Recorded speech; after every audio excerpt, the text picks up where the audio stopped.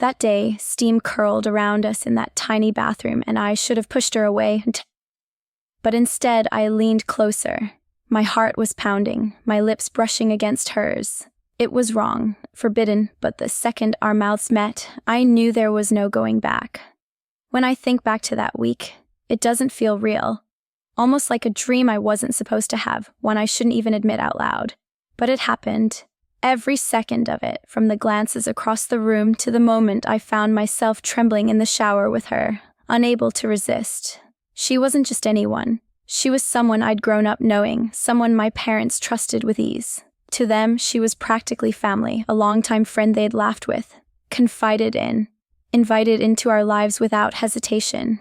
But to me, she was something else entirely. She was older, about 10 years ahead of me, and that gap was a canyon I could never cross out in the open. Yet from the first moment I saw her that summer, standing in the kitchen with her hair tied up messily and sunlight catching her skin, I knew I was in trouble. I tried to play it off. I told myself she was just beautiful in the way any confident, mature woman could be. But every laugh, every flick of her hair, every quick glance she sent my way lodged itself deeper under my skin.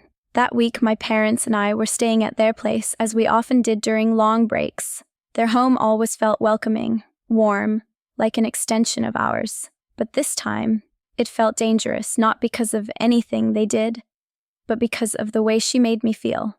The first night, after everyone had gone to bed, I couldn't sleep. I lay awake staring at the ceiling, listening to the faint sound of the TV downstairs. When I patted down in my pajamas, there she was, sitting on the couch, curled up with a blanket, flipping through channels. "You're awake too?" she asked, her voice low, almost conspiratorial. I nodded, trying not to let my eyes linger on the smooth curve of her bare shoulder, the way the blanket slipped just enough to reveal it. "Couldn't sleep?" I muttered. She smiled softly, patting the space beside her. "Sit with me then." Misery loves company. I shouldn't have. I should have mumbled an excuse and gone back upstairs, but I didn't. I sat, and that's when it began, the quiet talks in the middle of the night, the laughter that was just between us, the way her eyes seemed to look straight through me. Over the next couple of days, we grew closer in ways I couldn't explain. She'd brush past me in the kitchen, her hand brushing my arm, and my skin would erupt in goosebumps. She'd tease me over small things, like how much sugar I put in my coffee, her voice playful but her eyes lingering too long. At one point, she tucked a stray strand of hair behind my ear, a simple gesture, but it sent electricity down my spine. I froze, unable to look away, my chest rising and falling faster than it should. She noticed. Of course she did, but she didn't call me out on it. That night I couldn't stop replaying the moment, her fingers brushing against my cheek. The softness of her smile, I told myself it was innocent, that I was imagining more than there was, but deep down I knew I wasn't the only one feeling something dangerous. The third day it became harder to pretend. We were in the backyard, everyone else inside, and she leaned closer to me while pouring drinks. Her voice was low, close enough that I felt her breath tickle my ear. "You always get this shy when I tease you," I stammered, my face burning. She laughed, not cruelly, but with a warmth that only made me want her more, and then she reached out, brushing her hand against mine on the table, her touch lingering just long enough to confirm this wasn't my imagination. I pulled my hand back quickly, my heart racing so loud I was sure she could hear it. She tilted her head, watching me with a knowing look before standing up casually, leaving me there trembling. That night, as I lay in bed, I knew something had shifted. I wasn't just a kid in her eyes anymore, and she wasn't just some family friend I admired from afar. I didn't know what was going to happen or how far we would go. All I knew was that something dangerous had started between us, and I couldn't stop it. I never thought this would be just the beginning of something that would change everything. The next morning, I woke up convinced I had imagined everything. Maybe I was overanalyzing, letting my own attraction twist something innocent into something more. She was older, more experienced, and I was just me. Why would she ever risk anything with me? But the doubt didn't last long. By noon, I had my answer. We were in the kitchen, alone.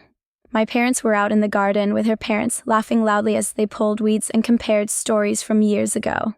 I was washing dishes, and she came up behind me, reaching past for a glass on the shelf. Her arm brushed against mine, deliberately slow. "Sorry," she murmured. though the smirk tugging at her lips said otherwise. I turned slightly, caught between wanting to back away and not wanting her to move at all. "It's fine," I said, my voice softer than I intended. Her eyes lingered on me for a beat too long before she took the glass and filled it at the sink. She stood close, sipping, watching me as I finished rinsing a plate. I could feel her gaze like heat on my skin, burning through every fragile wall I'd built. "Do you always get this quiet around me?" she asked finally, her tone light but edged with something else, something heavier, teasing, almost challenging. I swallowed hard. Maybe. Her smirk deepened, and without another word, she left the room. But the silence she left behind wasn't empty. It was electric, humming in my chest long after she was gone.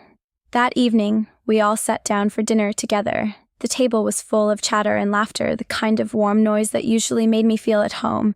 But I could hardly focus, not with her sitting directly across from me, her foot brushing lightly against mine under the table. At first I thought it was an accident.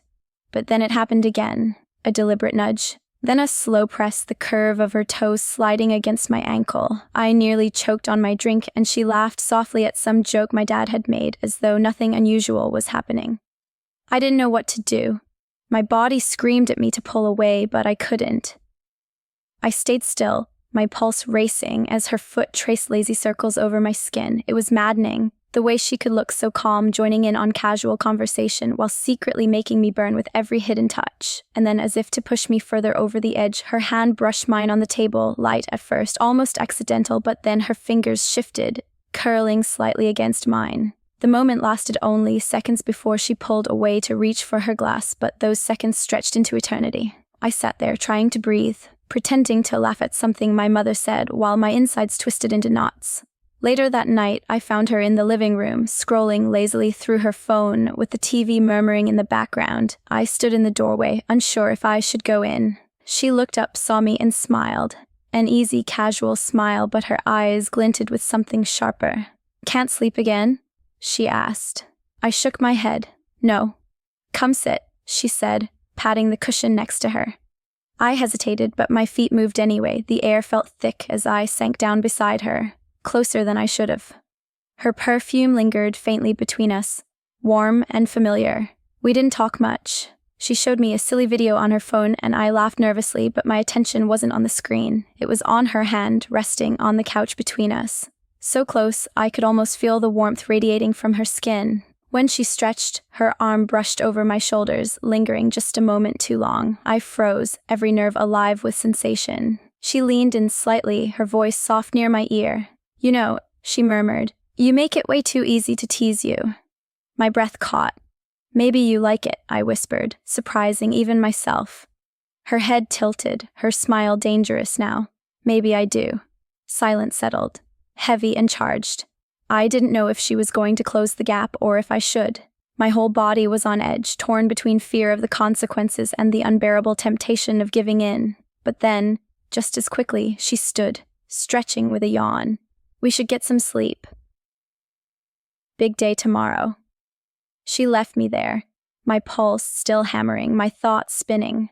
I climbed into bed later, staring at the ceiling, knowing one thing for sure. This wasn't just in my head. Something was happening between us, something dangerous, something impossible to stop. And I had no idea just how far it was going to go. The day had been long, the kind that left everyone sticky with sweat and sun. We'd gone out, spent hours in the heat, walking, laughing, pretending nothing was different between us. Pretending that I wasn't constantly aware of her eyes on me, the brush of her hand, the secret tension crackling like static in every space we shared. By the time evening came, I felt wrung out. My body craved cool water, some way to wash away the restless heat. So I slipped into the upstairs bathroom, closed the door behind me, and turned the shower on. Steam filled the small room almost instantly, the mirror fogging as I stepped under the spray. The water cascaded down my skin, hot and soothing, and for the first time all day I could finally breathe. But then, halfway through, there was a sound, the faint click of the door. At first I thought I was imagining it, but then the door eased open, and through the haze of steam, I saw her. She froze when she realized I was inside, her lips parted slightly, her hand still on the knob. For a moment, neither of us moved. My heart lurched into my throat, panic flooding my veins. I should have told her to leave. I should have covered myself, shouted, anything. But I didn't. Her gaze swept over me, quick but unmistakable, before flicking back to my face, and instead of embarrassment or an apology, there was something else in her expression, something hungry, something I had only ever dreamed of seeing. I'm sorry, she whispered, her voice low, thick. I just forgot my... She trailed off, her eyes lingering in the mist. I should have given her an escape. I should have looked away, but the way she stood there, the way her chest rose and fell as if she were fighting something inside herself. I couldn't look anywhere else. Slowly she stepped inside, letting the door fall shut behind her. The small bathroom seemed to shrink, the air heavy with steam and tension. She didn't move toward the counter. She moved toward me. "Do you want me to go?" she asked, barely audible over the rush of water. The question knocked the air out of me. She was giving me a choice, one final lifeline to cling to. My mouth opened, but no sound came. All I could do was shake my head, the tiniest motion, but enough. She closed the distance, her hand lifting to brush against the damp skin of my arm. The touch was feather light, yet it sent a jolt through me so sharp. I shivered beneath the spray. Her fingers slid up slowly, tracing to my shoulder, and then she leaned in, hesitant, searching my eyes for any sign of fear or rejection. But all she found was my trembling breath, my lips parting, the silent plea I couldn't put into words. And then she kissed me. It was soft at first, barely there, her lips grazing mine as if testing the forbidden, but the second I leaned forward, closing the space, it deepened. The taste of her, the warmth of her mouth, the press of her body against mine. It was overwhelming. The shower hissed around us, steam curling over our skin as her hands slid up to cradle my face. My fingers clutched at her, desperate and clumsy, pulling her closer even though every part of me screamed this was reckless, dangerous, wrong, but it felt too right to stop. She broke the kiss only long enough to rest her forehead against mine, her breath ragged. "We shouldn't, she whispered, though her hands never left me. "I know," I whispered back, "but I don't care." That was all it took. The dam broke. Her mouth found mine again, harder this time, urgent, as though all the restraint we'd built was unraveling in seconds. Her lips trailed down the side of my jaw, over my throat, and I gasped, gripping the slick edge of the tile for balance. My knees felt weak, my whole body buzzing with something I'd never experienced before, desire so sharp, it ached. Time warped inside that tiny bathroom. I didn't know if it was minutes or seconds, only that I didn't want it to end. Every touch, every kiss, every stolen breath carved itself into me like a brand. But then, as quickly as it had started, she pulled back. Her chest heaved, her eyes wide with the weight of what we'd just done. "We can't," she said again, though this time her voice cracked, betraying the truth. I reached for her hand, catching it before she could retreat completely. "Please," I whispered. "Don't pretend you don't feel it too." She stared at me, her jaw tightening, her eyes burning with a war she couldn't hide. For a heartbeat I thought she might run, leave me standing there wet and trembling, but instead she squeezed my hand, tight, desperate, and then let go. "I'll see you downstairs," she said softly, turning and slipping out of the room, the door clicking shut behind her. I sank against the tile, my heart hammering so hard I thought it might break through my chest. My lips still tingled, my body still shook with the memory of her against me. And as the water poured over me, I realized there was no undoing it. The line we had crossed wasn't one we could erase. I thought that moment in the shower would be the peak of my guilt and my desire. But I was wrong. It was only the start of something deeper, something I would never be able to hide again. After that night in the shower, nothing was the same. I tried to act normal the next morning, sitting at breakfast, sipping my coffee, but my hands wouldn't stop shaking. Every time I glanced at her across the table, heat shot through me, and she knew it. She met my eyes once, her lips curling into the faintest smile before she looked away, answering some innocent question from my mom.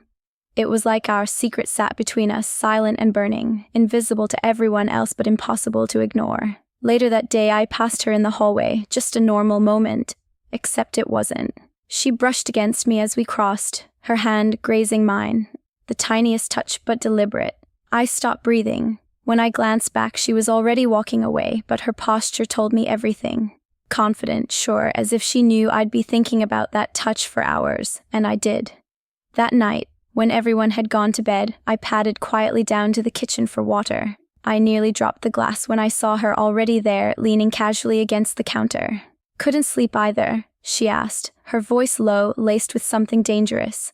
I shook my head, though my throat felt too tight to answer properly. She stepped closer, the dim light catching in her hair. I backed up without meaning to until my hip hit the counter, and then her hand was on my wrist, warm, insistent.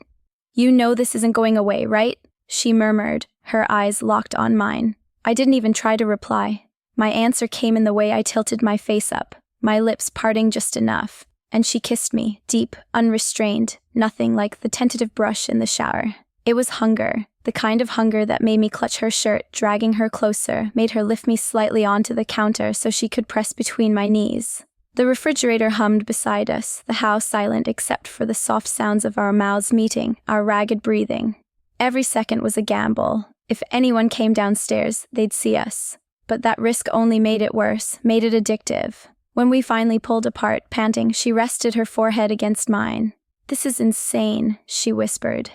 "Then let's be insane," I whispered back, and she laughed softly before kissing me again. From then on, it became a pattern, a dangerous, thrilling pattern. We stole moments wherever we could.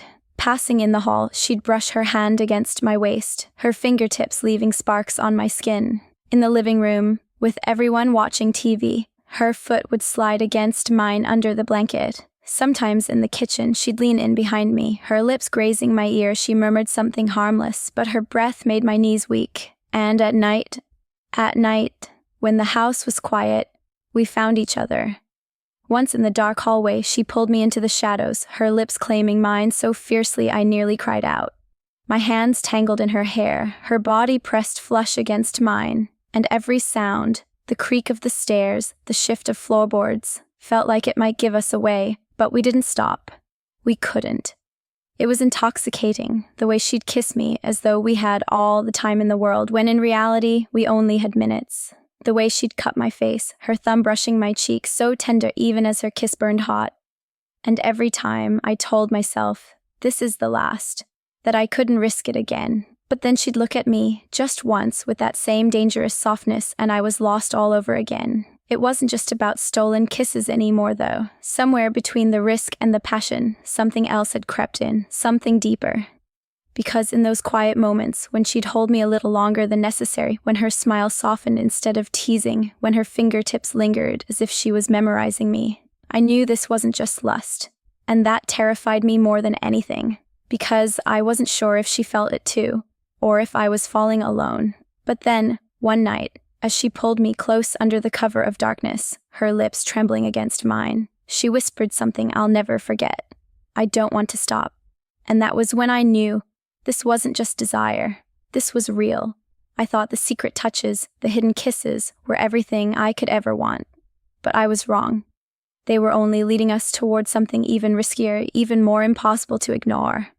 The house was quiet that night, as if it had fallen into a deep slumber along with everyone inside. The crickets outside filled the silence, their rhythmic song reminding me that the world was still moving, despite how still I felt, waiting, heart pounding. I knew she would come. I didn't even have to wonder anymore. The door opened slowly, careful not to creak, and there she was, a silhouette against the faint glow from the hallway. My chest tightened at the sight of her, like I'd been holding my breath since the last time we touched. Her steps were soft but deliberate, like every inch of her body was pulled toward me. She slipped inside, closing the door behind her, and for a second we just stared at each other. There was no rush, no words. Only the heavy silence between us, charged with something we couldn't deny anymore. I moved first this time. I reached for her hand, pulling her toward me, and when our lips met, it wasn't tentative like before. It was fire. It was a kiss that said, "I can't keep pretending." My hands traced her arms, her waist, desperate to feel every inch I had only dreamed about for so long. She pressed me back onto the bed, her body above mine, her hair falling around us like a curtain. I could taste the faint sweetness of wine on her lips, the warmth of her breath as it mingled with mine. Every kiss grew deeper, hungrier, until my chest ached from how much I wanted her. Her hand slid beneath the hem of my shirt, her fingers grazing my stomach before pushing the fabric higher. I gasped into her mouth, my body arching instinctively into her touch. She smiled against my lips, a soft, knowing smile as though she'd been waiting for this moment just as long as I had. Clothes became an afterthought. A shirt tugged over my head, her dress slipping down her shoulder, or a fabric pooling somewhere we didn't care about. The air between us grew hotter with every layer that disappeared, until there was nothing left to hide behind. Her skin was warm against mine, smooth and soft, and when she pressed herself fully against me, I felt dizzy. Her body fit against mine so perfectly, like we were meant to find each other in this exact moment, in this exact way. I traced my hands down her back, feeling the curve of her spine, the subtle strength of her body. My fingertips lingered at her hips, then slid lower, pulling her closer until every part of her pressed into me. She let out a low sound, muffled against my neck, and it sent shivers racing down my spine. The world outside ceased to exist. There was no house, no family, no rules. Just her, just me, just the quiet desperation that we'd been holding back for far too long. Her lips trailed down my jaw, to my neck, each kiss leaving sparks behind. My breath came faster, my body trembling beneath hers, but I didn't want it to stop. I wanted more, everything. My hands tangled in her hair, urging her closer, and when she responded, her mouth moving lower, I nearly cried out from the sheer intensity. Every touch of hers was deliberate. Every kiss, every caress, it all felt like she was memorizing me, like she wanted to know every part of me by heart, and I let her. I gave myself to her completely, without hesitation, because I knew, I had always known that no one else could ever make me feel like this. She whispered my name softly, like it was a secret meant only for us. Her voice trembled with a mix of restraint and desire, and when I answered, my voice cracked with the same raw need. It was the most vulnerable I had ever felt, and yet it was the safest I had ever been. Our bodies moved together, perfectly in sync, as though we'd done this 1,000 times in dreams, and now, finally, those dreams had spilled into reality.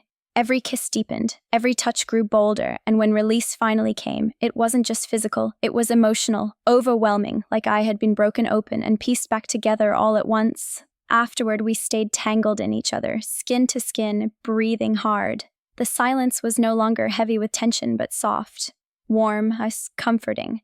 Her hand brushed across my cheek, her eyes searching mine as if she was afraid of what she'd see there, but all she found was truth. I can't keep pretending this doesn't mean something, she whispered, her voice breaking. You're not just a temptation. You're so much more, and it scares me. My throat tightened, but I managed to speak, my hand cupping her face. I've felt this way for so long. I thought it was wrong. I tried to push it down, but every time I saw you, it only grew stronger. And now, I paused, smiling through the sting in my eyes. Now I know I don't ever want to let this go. Her lips trembled, and then she kissed me again, soft, slow, lingering. It wasn't about desire this time, it was love. We lay there, wrapped in each other, the night stretching endlessly ahead. For the first time, I didn't feel guilty. I didn't feel scared. All I felt was her heartbeat against mine, steady and real, reminding me that this wasn't a dream anymore. And as I drifted into sleep with her arms around me, one thought anchored itself in my mind. This was only the beginning of us. I never imagined I'd let myself fall so completely, crossing a line I swore I'd never approach. Every touch, every stolen moment lingers in my mind, sweet, forbidden, and impossible to forget. I'm drawn to her in ways I can't explain, yet part of me fears what comes next. What are we now? Lovers? Friends? Something in between? I need to know. How would you handle a temptation you weren't supposed to feel? Share your thoughts in the comments. I'm curious to hear what you would do.